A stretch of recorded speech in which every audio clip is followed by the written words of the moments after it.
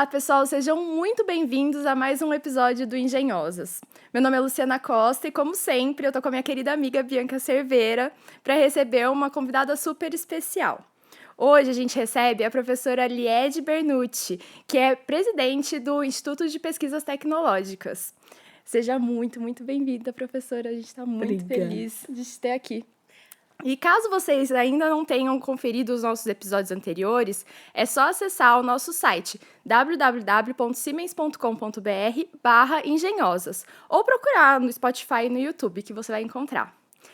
E, para a gente começar a nossa conversa, a gente sempre faz uma pergunta icônica, né, Bia? É isso aí, sempre uma pergunta icônica, né? As nossas convidadas já são preparadas antes aí. E vamos começar, que a gente tem muito o que ouvir aqui hoje, hein? Professora, quem é engenhosa por trás de você? Bom, primeira coisa, eu queria agradecer esse convite. É uma honra estar aqui com vocês e espero poder conversar não só com as mulheres, com os homens, com todos. Tudo pela diversidade e inclusão. Bom, quem é engenhosa Liede? Eu acho que me encantei pela engenharia já como criança, embora não tenha percebido, né? Porque eu gostava de carrinho, gostava de montar coisas, né? Então, eu me lembro das primeiras bonecas que eu ganhei, eu já tinha uns 8, 9 anos, porque eu não tinha muito interesse por bonecas. Eu quis era montar a casa das bonecas. Então, eu tinha um martelo, pregos. Então, quer dizer, eu acho que isso era algo natural, né, de mim. E eu acho que criança, ela diz muitas coisas de si, mas as pessoas às vezes não escutam, né? A minha família me escutou. Então, a minha mãe me dava carrinho sem qualquer preconceito, numa época que os brinquedos eram muito separados, né? Eu me lembro que o meu pai via como eu gostava de carrinho e me deu um autorama quando eu tinha 9 anos. Ai, que demais. E aí eu ia competir com o meu carrinho, né? Já modificado, eu tinha posto talas largas, né? Nas rodas, no eixo de trás, né? Para ele não sair nas curvas. Eu nunca ganhei, mas assim, eu adorava ir lá correr numa pista enorme que tinha uma loja de brinquedos, Brandini, me lembro até hoje. E assim, eram só meninos e eu. Mas aquilo, eu não sei, por incrível que pareça, eu não sentia que eu era uma pessoa, um peixe fora d'água ali, né? Porque para mim, na minha família, aquilo era tão natural que era natural para mim, né? E quando eu fiz a opção de fazer engenharia, acho que eu tinha uns 15, 16 anos, né? E fui fazer cursinho e tal. Quando eu entrei na Poli, talvez aí caiu a ficha. Eu falei, pô, eu estou num ambiente masculino, né? E são poucas meninas. Então, eu acho que isso me ajudou, no fundo, fazer uma opção sem ter sacado que havia ambientes para homens, ambientes para as mulheres. Então, assim, talvez tenha não passado desapercebido, mas isso não foi importante para mim, né? E aí eu comecei a entender essa divisão mais social de profissões quando eu já estava na Poli, né? Estudando engenharia. Eram 4% de mulheres nessa época, muito poucas, né? E assim, eu entendia, comecei a entender preconceito de homens em relação às mulheres. Então, isso foi doloroso numa parte, né? Por exemplo, ter professor que contava quantas mulheres estavam na sala de aula e falava tantas vagas perdidas. Hoje, ele estaria processado, sem dúvida, né? Mas na época não tinha nem para quem reclamar. E assim, eu vejo isso com um olhar diferente. No meu caso, como eu tinha uma autoestima criada também pela minha família, etc. Tal, a minha reação não era de me sentir desestimulada. Pelo contrário, eu falei, ah, é? O senhor vai ver. Né? Então, assim, é uma reação. Eu quero ser engenheira e eu quero ser plena. Eu sou uma mulher feliz, né? E não vejo por que eu não posso ser engenheira. E sou uma boa aluna e me sinto engenheira, então isso daqui não vai me desestimular. Eu confesso que são poucos que expressavam esse preconceito tão abertamente, né? Alguns devem ter sido subliminares e eu não entendia, né? Mas isso me estimulou muito a pensar o que eu posso fazer no futuro para engajar as mulheres na engenharia. Porque eu adorava fazer engenharia, adoro engenharia e não vejo nenhuma restrição de participação das mulheres. Então, se eu puder falar de engenhosa, vamos dizer, esse desafio na minha vida que se colocou de a gente poder ter a liberdade de atuar naquilo que você acha que tem talento e que você pode cooperar com a sociedade, né? E estimular as mulheres. Então, eu coloquei isso na minha vida. Não sabia como eu ia seguir a carreira, como ia ser a minha carreira, mas eu coloquei isso como uma missão para mim, né? De fazer isso. Eu acho que eu estou cumprindo até hoje, né? Olha, eu falei antes, né? E acho que vale reforçar aqui para todo mundo como eu me sinto inspirada pela professora Lied, até por estar aqui. Para quem não sabe, ela foi a primeira mulher a assumir a diretoria da Escola de Engenharia Politécnica da USP. Então, eu estudei na USP, fiz engenharia elétrica na ESC, né, na Escola de Engenharia de São Carlos. E, poxa, quando eu vi essa notícia, assim, para mim foi realmente inspirador, porque eu tive poucas mulheres como professoras e, assim, embora eu tenha pessoas que sempre foram referências para mim, te ver naquela posição, para mim, foi uma alegria imensa e me inspira até hoje. Então, assim, eu tô exultante de alegria de te receber aqui hoje. Eu acho que tem um ponto Legal. importante também, Lied, que você colocou, que é a questão do suporte familiar, né? Eu acho que isso faz muita diferença, porque se você não tivesse um suporte familiar, talvez você fosse buscar uma imagem na qual você gostaria de se inspirar para seguir aquele caminho. E ter um suporte familiar nesse sentido, hoje eu vejo como um privilégio mesmo. São poucas pessoas que têm, né? Ali uma família que talvez tenha esse entendimento, assim. Então, por isso é tão importante ali você ter representatividade. Porque se você não tivesse suporte familiar, a representatividade com certeza ia ser o seu kick-off ali para seguir a sua trajetória, né? Então, assim, somos gratas pela sua representatividade. E eu também queria aproveitar o gancho aqui agora para você contar um pouco sobre a sua trajetória também, formação e trajetória. Como foi esse caminho até aqui? Legal. Mas, Bianca, eu queria voltar ao que você falou da minha sorte familiar, e é verdade, eu tenho uma sorte familiar e tive sorte durante a minha vida inteira. Mas, assim, eu acredito que preconceito contra as mulheres começa na família, né? Muitas vezes a família, querendo proteger a sua filha, acha que é melhor ela não ir para uma carreira dita masculina, né, para proteger, por amor, mas é um amor que sufoca. Então, a família pode desestimular as mulheres nessas carreiras STEM, a escola desestimula. Então, assim, aula de matemática, agora é aula difícil. Por que difícil? Sabe? Não tem nada de difícil. Então, assim, as meninas vão para a aula de artes, lá elas vão se sair bem. Não, isso também é um preconceito com os homens que têm o talento. Então, a gente precisa rever essas coisas das estruturas familiares, que eu acho até mais difícil, é uma questão de cultura, né? Mas as escolas precisam fazer essa reflexão. E desde crianças, as crianças têm que frequentar lugares diferentes e serem estimuladas que aquilo é normal, né? Então, assim, você falou disso e eu lembrei que a gente não pode depender de sorte, né? Então, a gente precisa ir quebrando, vamos dizer, esses paradigmas, né? Fazer de forma intencional, né? Intencional, exatamente. E as mulheres, muitas vezes, elas levam o machismo, né? Ela cria o seu filho machista, né? Então, eu acho que é uma reflexão cotidiana, né? É imperativo que a gente faça reflexões. Pode parecer chato, pode parecer lugar comum, fala de diversidade, de inclusão. Ah, porque é uma moda. Não, não é moda. Tem que vir para ficar. O dia que a gente não precisar mais falar sobre isso, é porque está tudo tão tranquilo que isso fica no passado. Enquanto a gente não virar essa página, a gente vai ter que falar disso para a gente poder pensar nas nossas próprias atitudes e rever nossas próprias atitudes. Com certeza. Né?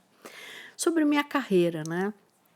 Eu me vi assim gostando de engenharia cada vez mais, chegando ao final, e aí eu quis estudar mais. O que na época era algo não habitual você fazer mestrado e doutorado, né? Então, eu fui fazer mestrado, eu na verdade, estava empregada, né? Mas aí eu larguei desse trabalho ganhando um quarto, que era a minha bolsa, porque eu queria continuar estudando. Tinha muita curiosidade e gosto da multiplicação de conhecimento, da transmissão do conhecimento, da divulgação, né? Gosto da formação de pessoas, né? Gosto de interagir com gente, né? E gosto da juventude. Então, eu assim, achei que a vida acadêmica era algo que falava comigo, né? E aí, eu fazendo mestrado, tive muita sorte de novo, né? Porque veio um professor suíço para o Brasil, e ele ofereceu bolsas para levar os alunos. Mas eu não estava nessa conversa dos alunos com o professor suíço, porque a pessoa que o recebeu na escola politécnica achou que ele só queria levar homem. Então, não pôs nenhuma moça naquela conversa, né? Até que, por uma coincidência do destino, eu estava passando num corredor e esse professor, e fiz tchau assim, para os meus colegas, e esse professor me viu e falou assim: ah, ela é colega de vocês? E por que ela não está aqui com a gente? Ah, porque eram só homens. Ele falou: negativo, pode chamar todo mundo, inclusive as mulheres.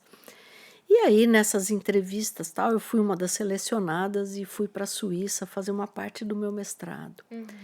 E aí eu digo que eu tive sorte de passar naquele corredor, sorte, né, dele ser uma pessoa incrível, quer dizer, era uma pessoa já bem mais velha, mas que tinha uma cabeça super aberta para o mundo, né?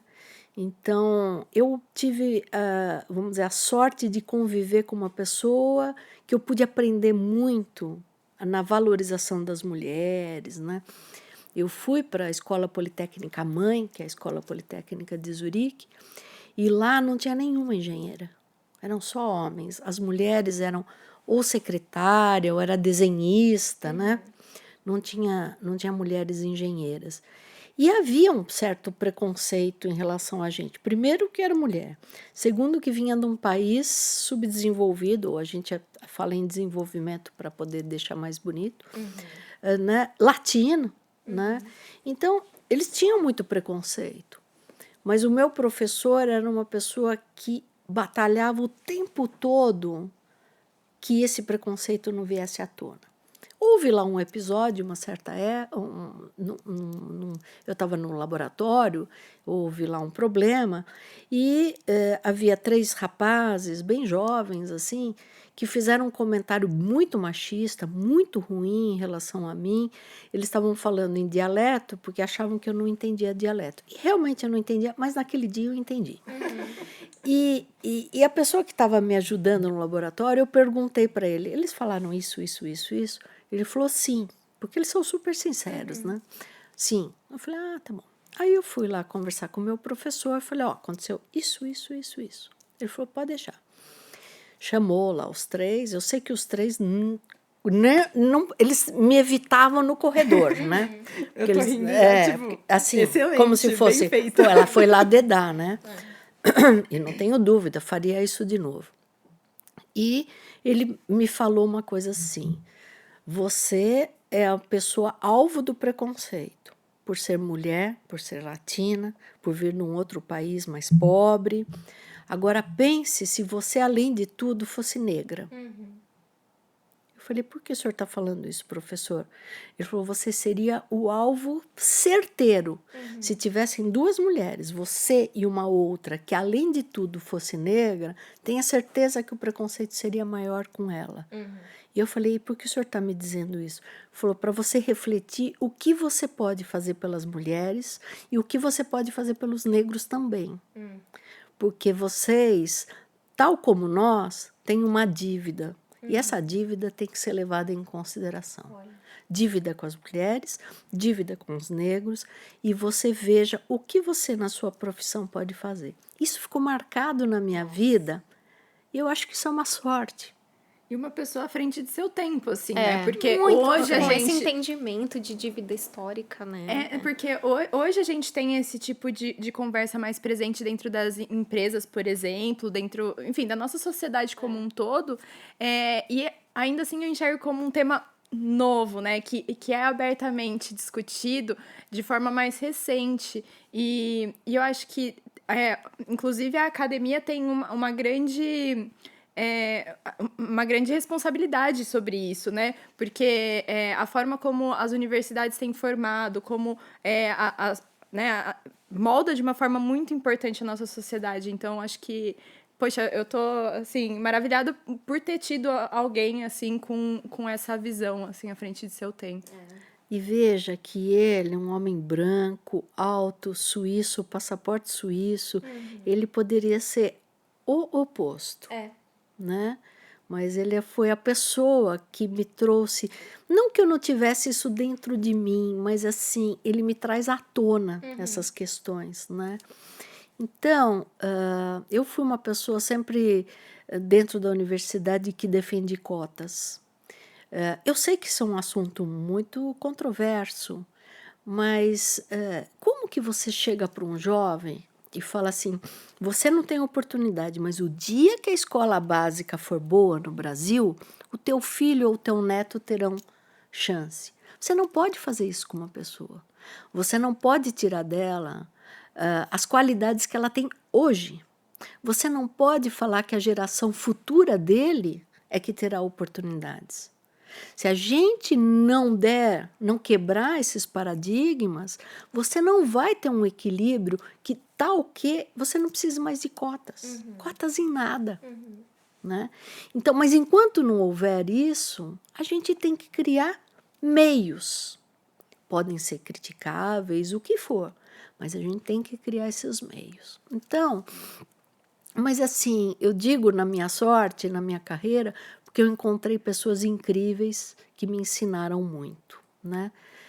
E o meu professor, ele me fez fazer algumas promessas na vida, que eu falava, professor, essa promessa é difícil. Ele falou, mas você não precisa fazer já, você pensa, depois você me faz essa promessa.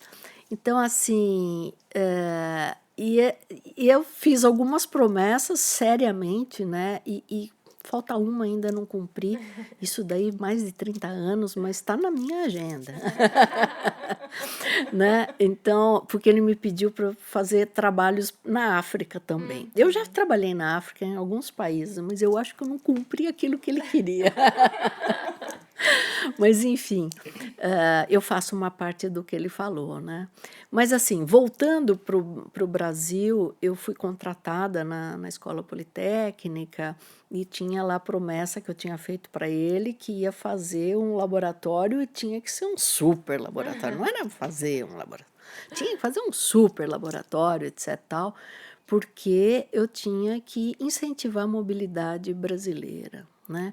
Incentivar a fazer as estradas, etc. Tal, não só por aquela questão de competitividade, que é para onde a gente leva a discussão sempre de infraestrutura, né?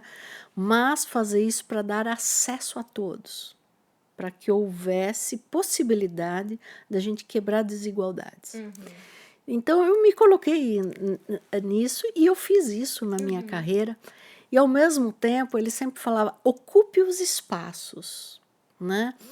Acredite em você, ocupe os seus espaços e assim, coordene as coisas. Né? Você não precisa ser coordenada, coordene. Então, eu me pus nesse papel. Então, eu fui a primeira chefe de departamento, mulher, né? fui chefe de departamento por 7 anos. Não imaginava ir para a escola, mas aí a pessoa que estava se candidatando a diretor me falou: por que você não se candidata a vice-diretora? Eu achei legal. Achei, por que não, né? Tal. Assim, e sempre nessas situações, o meu marido sempre me deu uma força. Falava: não, vai lá, faz, tal, né? Eu me candidatei a vice-diretora, depois, 4 anos depois, eu me candidatei a diretora.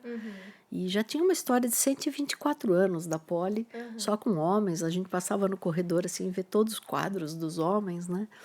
E eu falei, não, por que não, né?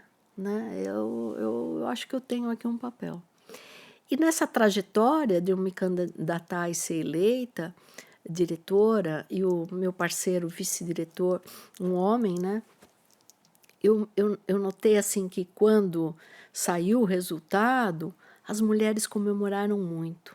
Então eu falei, puxa vida, além da responsabilidade de conduzir uma escola com cerca de 8.000 pessoas, eu tenho uma responsabilidade, eu tenho que mostrar para as mulheres que é possível, né?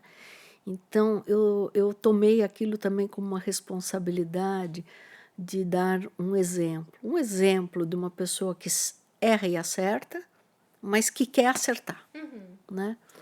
Então, eu achei que isso foi um incentivo para mim receber esse carinho das mulheres, né? Das alunas, das funcionárias. Isso me estimulou muito, né? Eu trabalhei pra caramba, né? Mas foi muito Quanto bom. tempo de diretoria? 4 anos. 4 anos, sim. Peguei a pandemia, foi difícil na pandemia, né? Nossa. Tinha que ser muito firme, né? Então, eu acho que eu sou uma pessoa firme, né? Determinada. Mas, assim, não foi fácil, né? Não foi fácil.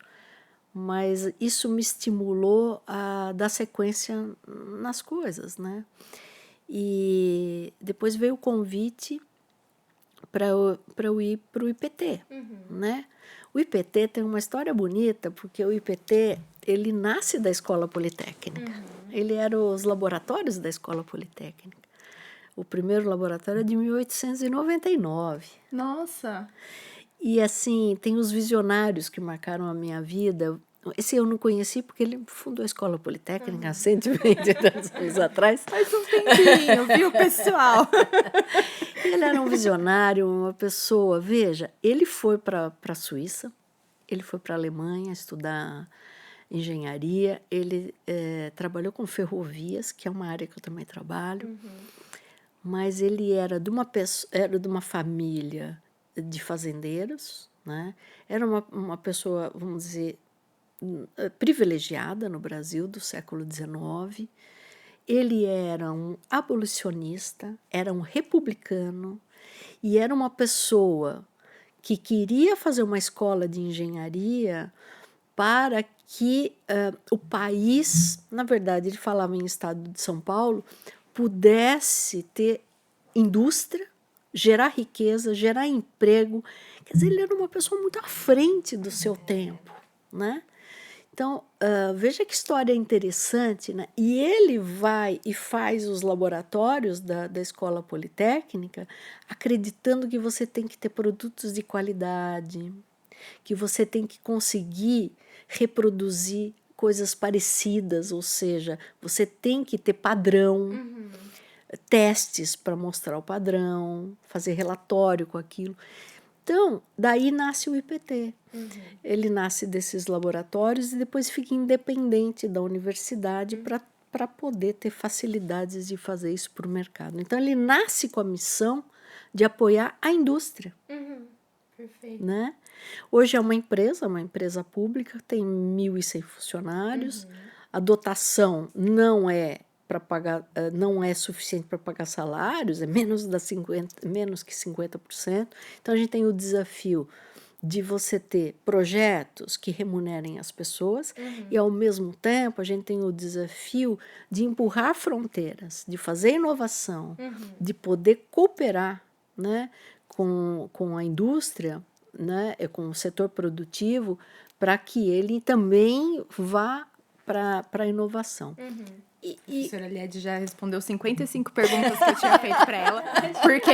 Porque assim, eu acho muito importante colocar todas essas informações, principalmente para quem está assistindo a gente ou para quem está ouvindo a gente no Spotify, entender a importância e que não é do dia para a noite que surgiu o IPT. É uma instituição de muito renome e que acho que tem uma relevância assim, muito grande para o desenvolvimento do nosso país, do nosso estado.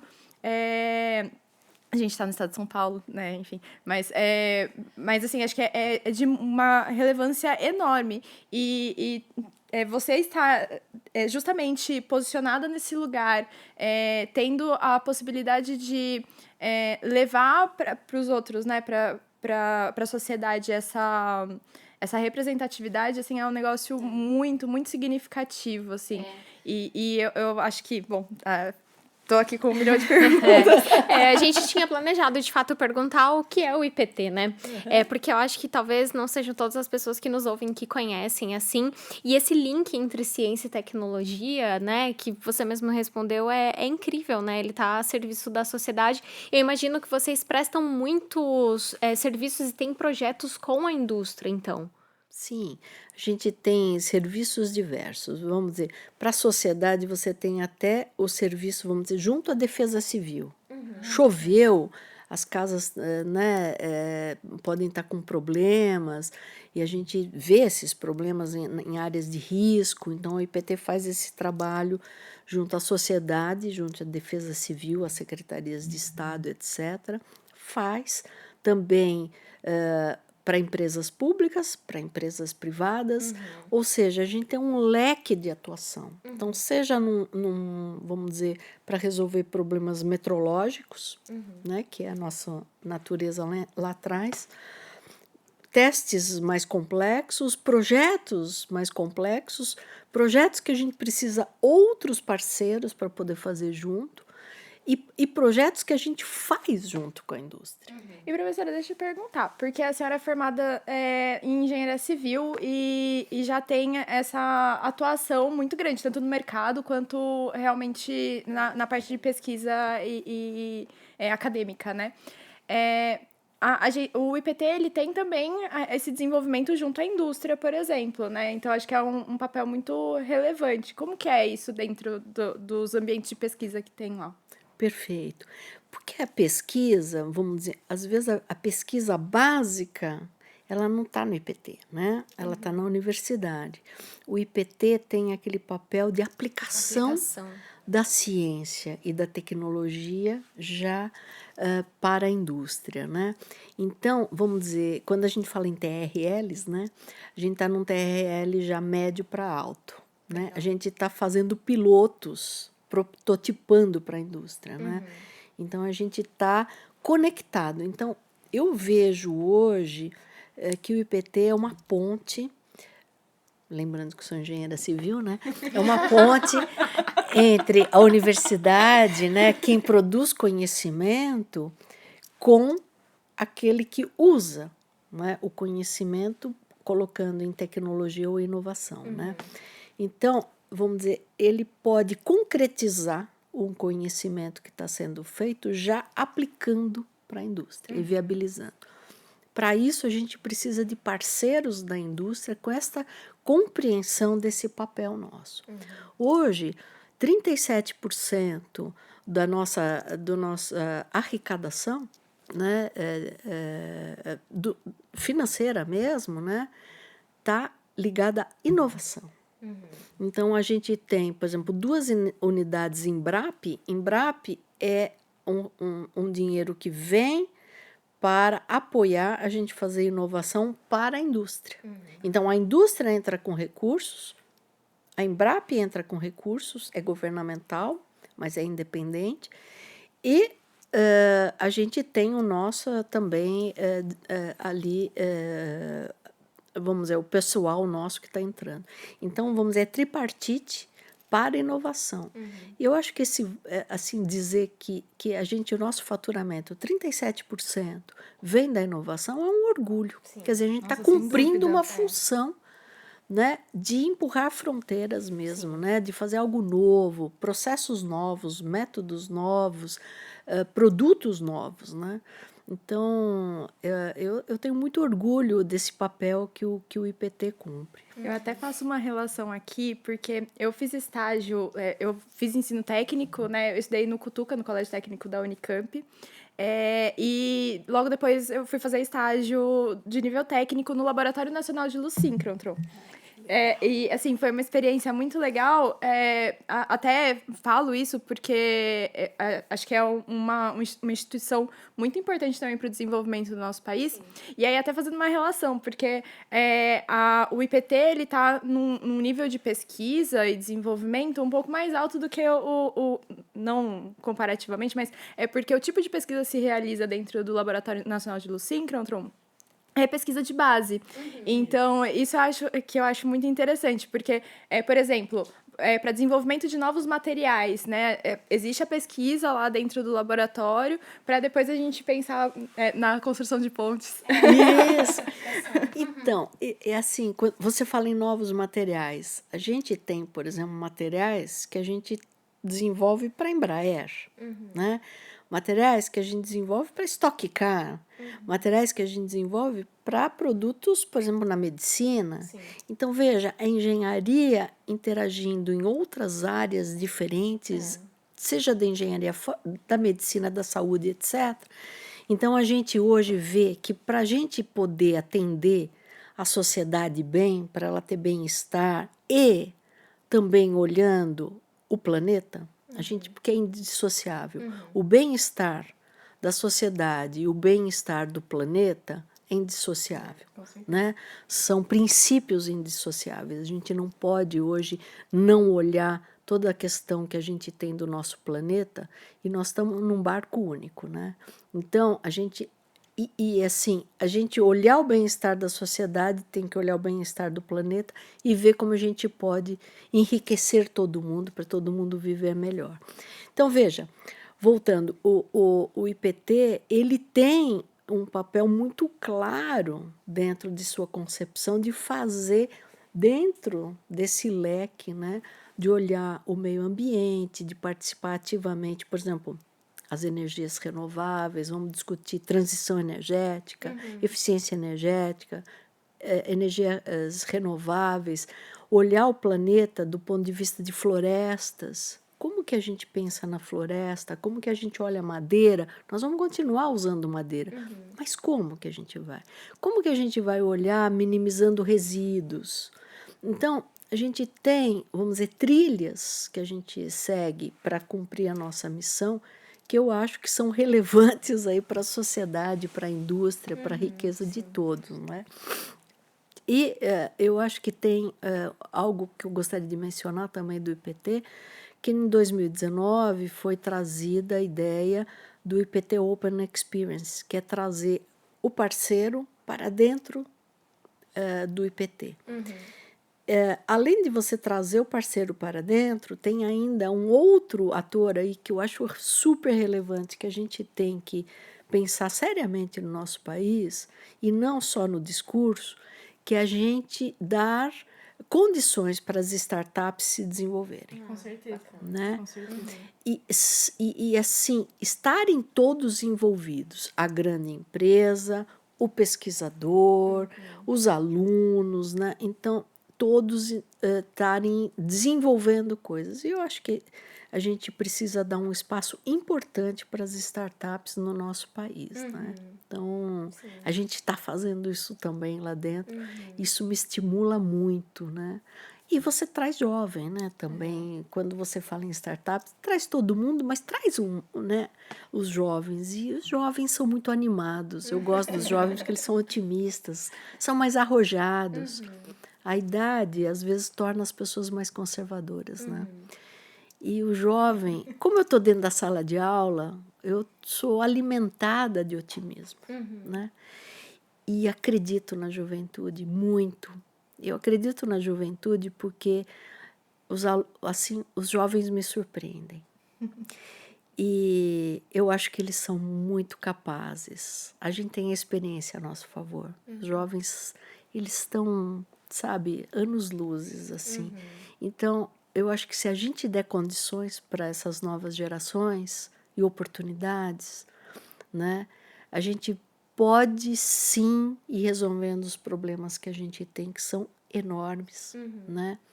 A gente está deixando aí todo o planeta com um problema de aquecimento global, com as metas de 2030 que a gente precisa cumprir. Com certeza. Não é blá blá blá, precisa cumprir. Eu tô falando isso direto, porque meu projeto de trainee é sobre descarbonização.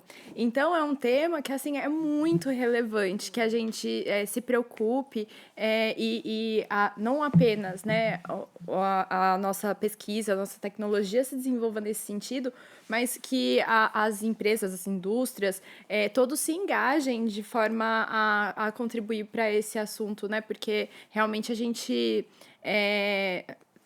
só tem um planeta, né? Então, acho que é muito importante que esse tema seja levado a sério e que se invista nisso realmente, né? Eu quero aproveitar muito seu gancho dos jovens, Lied, assim, achei muito interessante o que você falou, é muito inspirador também, né? Eu acho que, assim, hoje, trabalhando numa grande empresa e tendo contato com outras, assim, a gente vê as empresas se preparando para a inovação aberta, e quando elas se preparam, elas trazem startups para dentro também, então... eu fico contente de ver esse caminho da sociedade como um todo, né? Quem faz o desenvolvimento mesmo olhando para a questão das startups. Mas puxando o gancho do jovem, eu penso muito nessa questão da nova educação, né? Porque as novas gerações, elas são tão diferentes na forma de aprender, na motivação. Então, eu queria o seu ponto de vista, assim, de como a academia está se transformando ou se adequando para a educação aí desses jovens que vão entrar no mercado ou vão para a academia trazer desenvolvimento aí para o nosso Tem desafios país. diferentes também, né? Assim, acho que o mercado é diferente, a inovação também nos traz outra perspectiva. Então, acho que é realmente um tema... Então, eu vejo assim, né, que hoje o jovem é diferente, muito diferente da minha geração. E eu não sou uma pessoa saudosista que acho que a minha geração era melhor, porque na minha época era melhor. Não, era pior. Né? Agora, hoje eu vejo assim, você tem um leque de oportunidades abertos, né? Então, por exemplo, na área de engenharia, você pode atuar em diferentes áreas, ter interdisciplinaridade, né? Você está trabalhando com pessoas de formação diferente, então você tem pesquisa colaborativa, trabalho colaborativo, então hoje isso está muito presente, então você tem um campo de oportunidades, ao mesmo tempo você tem também a competitividade muito mais acirrada do que eu passei, né? Então, eu não acho que o jovem tem uma vida fácil, né? Tem gente que fala, mas é porque tem tantas oportunidades. Não, eu acho que tem uma agressividade em mercado. Por exemplo, eu acho que as pessoas simplificam, acham que os jovens hoje estão muito sensíveis, falam do mimimi. Eu fico louca com esse mimimi. Eu acho que não. Eu acho que isso é consciência, sabe? Tem consciência de suas limitações, de que ele é cobrado por certas coisas, né? Então, eu não acho simples ser jovem hoje, mas eu acho que ele é otimista em vários, assim, nas atitudes, sabe? Ele é mais arrojado no sentido de, assim, por ser jovem, ele não vai tomar as restrições de forma, às vezes, tão a sério, né? Mas eu acho que se ele tem, às vezes, a sensibilidade, é a consciência. Eu acho que é consciência. Não acho que é fraqueza. Pelo contrário, eu acho que ele tem a noção de algumas limitações da sociedade que são impostas, etc. E tal. Então, eu acho que quando isso vem à tona, essa consciência o torna mais sensível. E toda a questão de acolhimento, seja nas escolas, seja nas indústrias, sejam onde for, no setor produtivo, no trabalho, na família, isso vem à tona hoje muito mais, né? Isso está muito mais presente. Como que você acolhe as pessoas? As pessoas são diferentes. E é aí que é a riqueza. As pessoas são diferentes. Elas reagem diferentemente. E como que a gente faz que isso seja o melhor? A gente tem que estimular isso. Não equalizar as pessoas. Muito pelo contrário. Como fazer isso no ensino? Não é fácil, né? Você traduzir esse sentimento e essa vontade para o ensino, né? O ensino formal. Então, é mais do que ensino, a gente está falando de educação, né? Então, assim, como motivar o jovem? Porque ele tem acesso ao conhecimento muito simplesmente, né? Mas como motivá-lo? Como desafiá-lo? Não tem que ficar procurando na Barça mais, Não, entendeu? não tem Ele mais dá um Barça. Google em qualquer assunto, Dá um né? Google, ele vai ter. Então, assim, e como que como você estimula a curiosidade, né? Como ele vai ali, não é o Wikipedia que vai deixar ele satisfeito com o que ele aprendeu. Como ele se aprofunda nas coisas? Como você desafia o jovem? Então, eu sinto que hoje, nas escolas, a gente precisa entender como desafiar o jovem, né? Para que ele dê as soluções aos problemas enormes que a gente, da minha geração, está deixando, né? E que a sociedade como um todo deixou, né? São coisas que eu não tenho a resposta, mas eu acho que a gente tem que ir adaptando o ensino, a forma de ensinar, para ele estar estimulado, motivado, porque ele vem com um sonho e você pode roubar o sonho dele. E a gente não também, tem né? direito de tirar a esperança de ninguém e o sonho de ninguém. E o trabalho também, né? Tem que se adaptar. Eu acho que essa questão de tolher os sonhos ali, talvez no dia a dia, ali, às vezes é muito fácil, né, de acontecer. Então, acho que o trabalho também tem que se adaptar para trazer essas pessoas. Sim, porque quando a gente, às vezes, chega alguém com uma ideia, você fala, sim, mas na vida real, nós estamos precisando... Então, na verdade, você está desestimulando a pessoa, né? Eu falei que eu tinha sorte, né? Eu, assim, no começo de carreira, eu tinha um professor aqui da Poli que falou coisas muito interessantes para mim. Ele falou assim, quando eu fui convidada a ser professora, estava ingressando a ser professora na Poli, falei, professor, o senhor podia me dar um conselho? Eu gostava muito dele, sempre gostei muito dele, professor Coquei. E ele falou assim, nunca fale que um jovem está errado, porque pode ser que você esteja errado. Porque você está desestimulando. E saiba que o jovem às vezes tem grandes ideias que ele vai conseguir comprovar depois de 20, 30, 40 anos, e aí ele é um prêmio Nobel. Então, não tira isso dele. Isso ficou assim muito na minha cabeça, sabe? Não tirar isso das pessoas. Né? Então, eu acho que no ensino a gente precisa tomar cuidado para não falar que está errado ou certo, porque muitas vezes a engenharia no 2+2 pode ser que não seja 4, sabe? Então, talvez você esteja ali aplicando um conhecimento da sua experiência, etc. Mas pode ser que a ideia do jovem ali seja fenomenal. Não mate aquela ideia. Né? Nossa, eu tenho refletido muito sobre... eu achei essa reflexão fantástica, né? Minha admiração só está aumentando, inclusive. Mas eu acho, assim, interessantíssimo que a gente pense nisso, não só na questão do ensino. É óbvio que na opção do ensino, na questão do ensino, ela é um aspecto muito relevante, mas assim, acho que no nosso dia a dia, né, profissionalmente falando, é muito importante que a gente esteja aberto a aprender, a ouvir as pessoas e trazer, às vezes trazer uma realidade diferente para que a gente consiga realmente fazer alguma coisa melhor, né? Eu não me esqueço acho que foi a Clarissa falando no nosso episódio lá do Siemens Fórum, sobre a questão de que inovação, ela é experiência. Então, acho que esse ponto é um negócio tão, tão especial a gente pensar que realmente, para a gente ter experiência, a gente precisa ouvir, viver e ir para outros lugares que, eventualmente, se a gente ficar preso ali sem ouvir os outros, a gente não vai conseguir chegar, né? E eu acho que refletir sobre essa dicotomia do certo e errado também é importante na nossa vida, né? Na nossa vida em todos os aspectos, mas na vida profissional, às vezes eu tenho parado para pensar, né? Às vezes a gente chega em determinados desafios, você não tem muito para quem perguntar se você tá certo ou errado. E aí você começa a refletir, será que eu tô no caminho certo?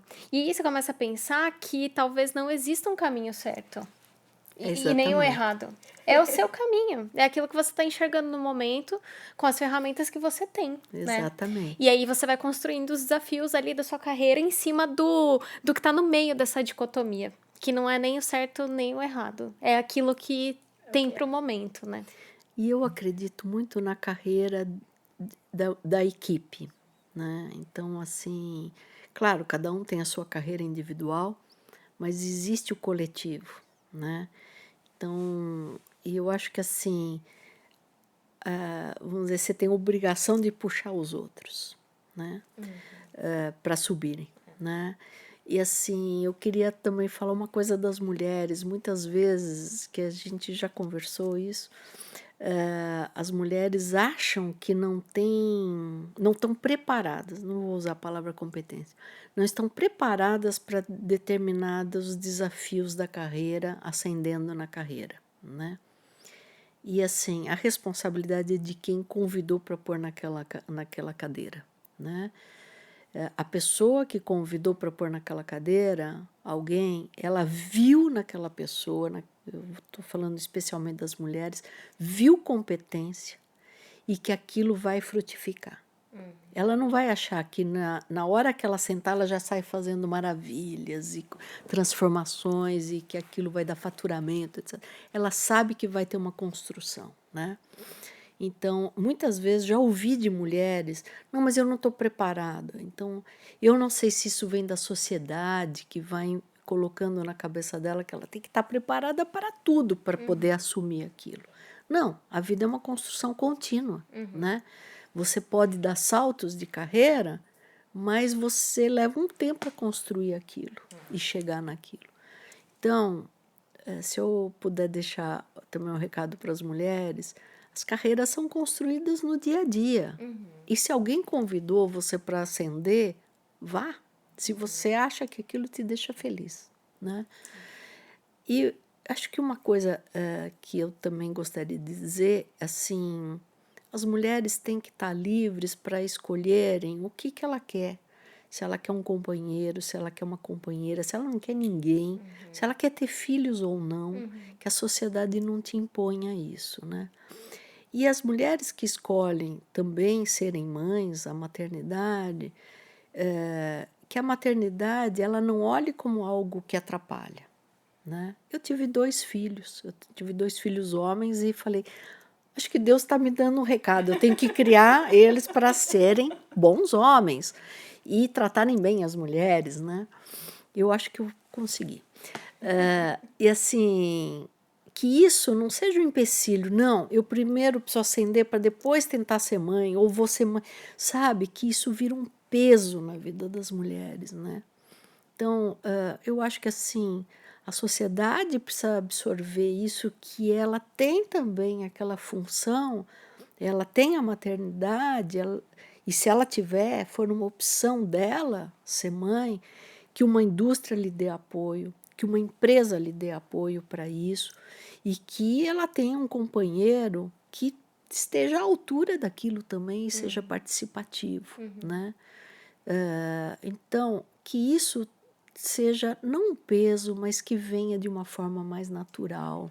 Eu acho isso tão, assim, tão significativo também, porque eu ia linkar aqui com uma pergunta que a gente tinha pensado sobre a questão do papel, né, das empresas e das próprias universidades em relação à diversidade, ao estímulo da diversidade. E aí eu até alio isso a um outro aspecto, que é a questão da maternidade. Porque eu imagino que na carreira acadêmica isso também seja um desafio, né? Não apenas a questão do gênero que foi para você, mas também a questão da maternidade e dessa sensação de poder ter essa vontade de ser mãe, independente do aspecto da carreira, né?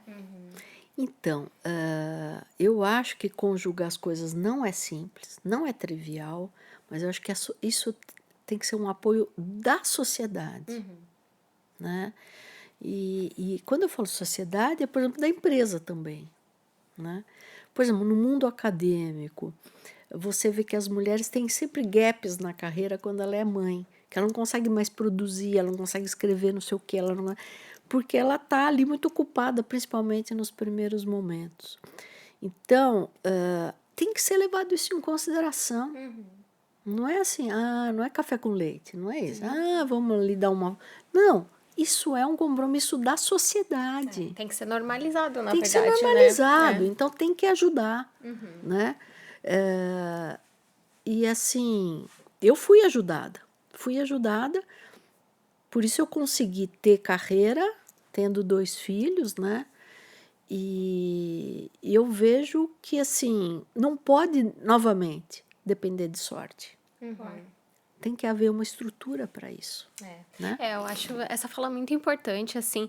Primeiro que a gente, com esse projeto dentro da empresa, a gente recebe muitos feedbacks, e a gente recebeu um feedback de uma mulher que está num período aí de ser mãe, e ela tinha uma certa preocupação em relação à carreira. Então, assim, primeiro que esse tipo de contribuição realmente impacta as pessoas que nos ouvem, assim, né? Você impacta muitas pessoas, mas eu quero ressaltar esse ponto, assim, é muito importante a gente falar disso. E a questão, assim, a gente tinha um comportamento, né, dentro das empresas aí, antigamente, né, de que uma mulher, se ela chegava num certo período ali, casada sem filhos, ali a empresa já ficava meio assim, as pessoas, não é a empresa, né, parece uma grande instituição ali, mas são compostas de pessoas e comportamentos, né. Então, as pessoas já olhavam como uma mulher que tá suscetível, por exemplo, ela tá fora do trabalho por um período, e aí deixar de produzir por aquele período, né. E hoje eu vejo, assim, exemplos de mulheres aí no meu convívio, claro, em empresas com uma estrutura, né, certa consciência também, sendo promovidas, inclusive, no momento de gravidez. Mas é muito importante a gente falar desse assunto, porque estar numa empresa como essa também é um privilégio, porque a gente, não é o que a gente vê, né, a gente não pode tomar como verdade, porque não é o que a gente vê como uma prática comum, né, então é muito importante a gente falar disso e criar esse senso de necessidade mesmo. A sociedade precisa se adequar porque é um movimento natural de renovação. É natural da sociedade, gente. Exato. E que precisa ser discutido para que a gente possa melhorar. Porque eu tenho uma amiga que teve um período ali de gravidez durante o mestrado e não foi exatamente muito bem recebido naquele momento, né? Por sorte, felizmente, ela tinha ali uma rede de apoio que lhe permitiu continuar e realmente defender o mestrado dela e tudo mais, né?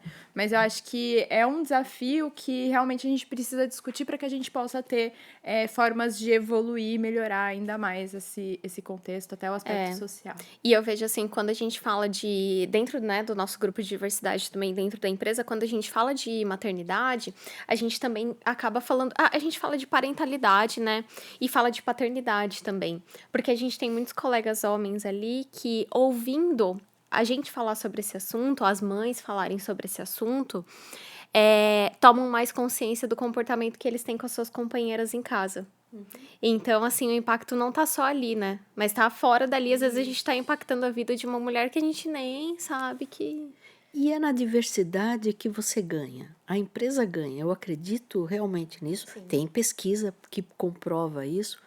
Mas, assim, eu vejo no meu dia a dia que esse respeito, né, às mulheres, respeito à maternidade, respeito à diversidade, às opções das pessoas, etc., tal, torna, vamos dizer, você está trabalhando mais tranquilo, né? O tranquilo não quer dizer que você não está tendo que trabalhar eficientemente. É bem diferente. Mas é você saber que tem respaldo, né? E você poder entregar. Eu acho que você entrega mais. Então, quando você tem apoio, você entrega mais. Todo mundo ganha, né? E eu acredito muito nisso, né?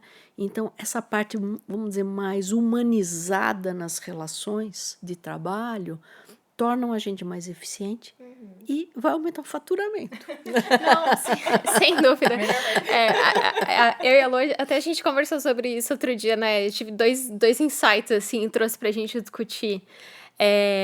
Eu tava ouvindo um podcast que falava sobre a natureza em si, era um tema de sustentabilidade lá. E ele falava que a natureza se dá em torno da diversidade, né? Porque temos um ecossistema. E o ecossistema se faz de diversidade, porque é um único elemento da fauna ou da flora. Ele e a natureza nos produz, né? Somos frutos da natureza e tal. Então é muito natural que a gente se equilibre na diversidade. Não existe equilíbrio sem diversidade. Olha que sabedoria, né, que a natureza nos traz. E aí tem um outro paralelo também, né? Quando a gente fala de processos de inovação, aí a gente começa na descoberta ali das respostas dos problemas através da empatia. E para a gente ter empatia, a gente precisa ter um ambiente, como você falou, que ele tira as barreiras. E ele te deixa tranquilo para apenas estar ali produzindo aquilo que você tem o objetivo de produzir, sem outras preocupações.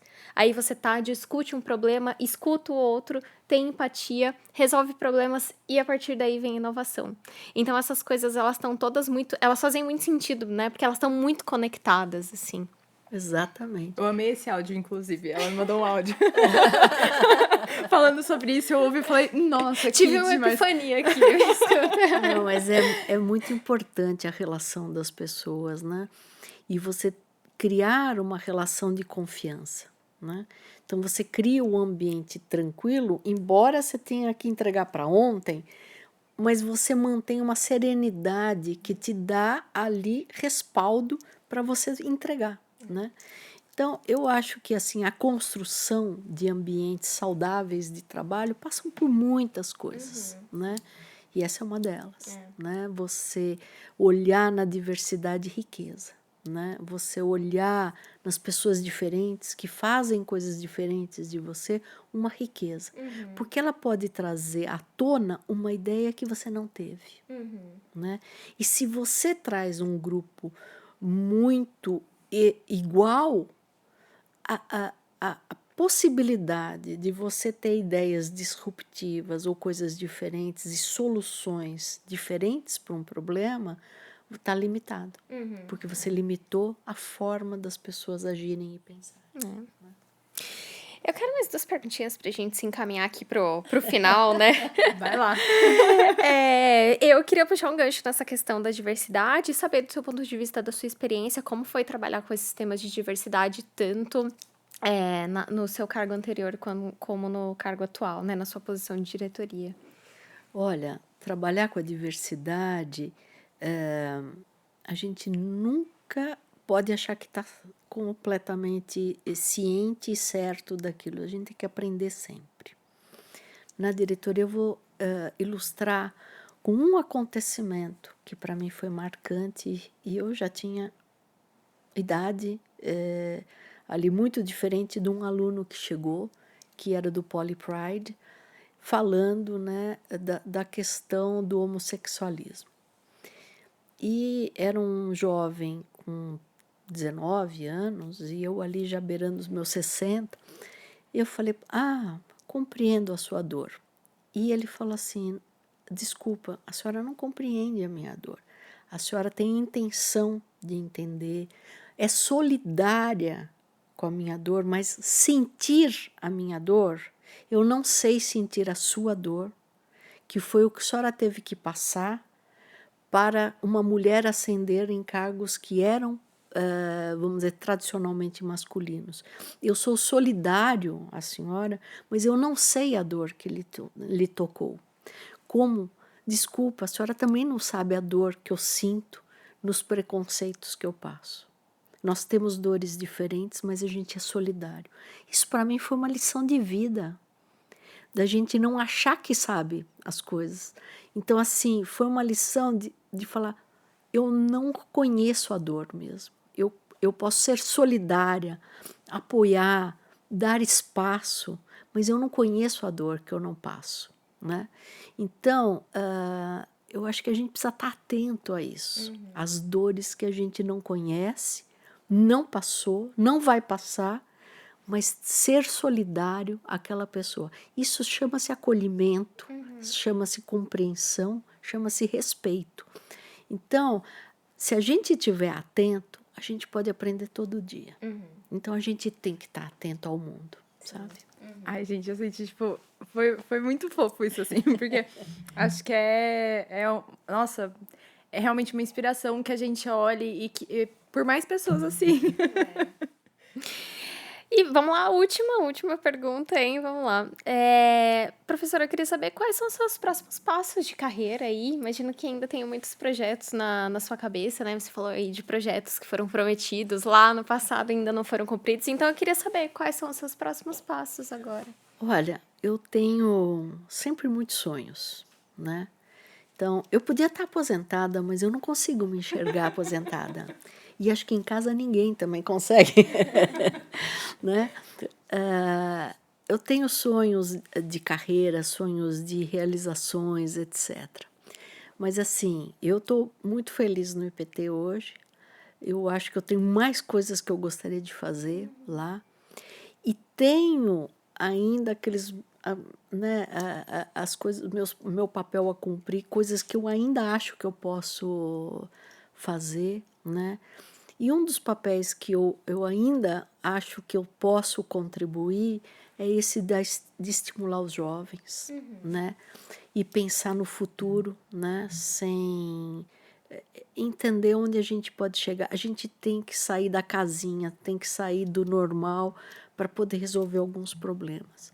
Então, o problema do planeta é real, o problema das pessoas, do bem-estar, da mobilidade. Eu trabalho com mobilidade. O que será que eu posso fazer para as pessoas terem uma mobilidade descarbonizada, né? O que a gente faz para agredir menos a natureza? Como que a gente faz para ser mais resiliente, né? E eu ainda tenho muita coisa que eu gostaria de poder contribuir, né? Então, enquanto eu tiver disposição, e eu tenho muita disposição, eu vou continuar, né? Onde quiserem que eu esteja, eu vou. Né? E assim, o meu marido tem também é uma pessoa com muita disposição, né? Para trabalhar e fazer coisas diferentes, né? Então ele faz coisas muito interessantes. Eu não entendo, mas enfim, ele trabalha com nano, na parte nano, eu trabalho nos quilômetros. Então os nossos filhos brincavam que a gente tem 10 a 12ª de diferença nos produtos. Mas enfim, assim, eu quero ainda fazer muita coisa e espero poder fazer, mas entender também no momento que eu tenho que sair de um processo, né? Então, tem uma pessoa que um dia falou assim para mim que a gente precisa saber quando a gente, naquela posição, você começa a limitar os outros, né? Então, quando você usa a sua experiência para falar, mas isso não vai dar certo, não dá para fazer isso. Então, pode ser que você está limitando, né, a algo que seja disruptivo pela sua experiência. A sua experiência tem que te ajudar a ser disruptivo, não a impedir do grupo ser, né? Então, você tem que saber a hora que você tem que sair de um cargo que você está atrapalhando, ou você está limitando as pessoas, né? E ser melhor usado, né, em outras contribuições. Então, a gente precisa estar sempre atento à hora que você tem que tirar o time de lá e fazer outra coisa, né? Então, eu espero ter essa clareza, né, na minha mente, de saber quando ali eu posso sair e posso ser mais útil em outro lugar, né? E como? E isso requer aprender e estudar continuamente, né? Sempre. Sempre. Ai, professora, muito, muito obrigada pela sua obrigada vinda aqui, por essa aula Que conversa gostosa. Foi realmente muito, muito gostoso foi muito bom. tá com você aqui. E queria agradecer para todo mundo que tá acompanhando a gente, que ficou até o final. Não deixa de seguir a gente, de assistir os nossos próximos episódios, porque a gente vai continuar trazendo pessoas fantásticas aqui para conversar com a gente. Isso aí, professora, muito obrigada pela sua contribuição, pelo seu tempo de estar aqui com a gente nesse projeto, né? E eu tenho certeza que todos aí estão se sentindo agraciados, assim como nós. Muito obrigada a todos e espero que possa ter transmitido um otimismo, que a gente pode ser melhor. Obrigada. Com certeza. Obrigada. Obrigada. Até a próxima, pessoal. Tchau, tchau.